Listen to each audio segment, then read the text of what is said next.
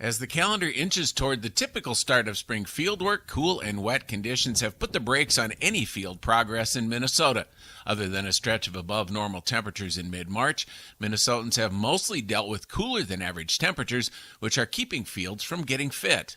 Most of our tilled fields still have frost at about 14 inches down to a depth of about 20 inches.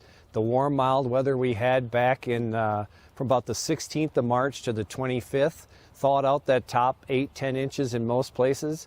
And we got some good rainfall in that same window that kind of put some moisture in that area. But the frost in tilled fields is not really strong. But if you go in a field that hasn't had a lot of tillage or maybe untilled soybean stubble or a no-till field, that frost is still pretty hard. Cooler conditions are keeping farmers from getting the season started, but the sporadic rains are beneficial to replenishing soil moisture. Parts of Minnesota are classified as abnormally dry and others are in moderate drought. Vetch says those designations, though, can be misleading. So I think people are concerned about they hear about the drought or abnormally dry as kind of the official status, but that's kind of meteorologically. It's really not agronomically.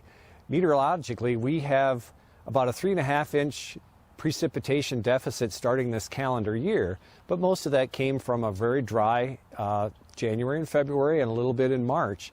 If we just get normal precip in April and early May, we'll be back to basically a near field moist capacity status. With generally cool and wet weather forecasts for the next week to 10 days, farmers will have to exercise some patience.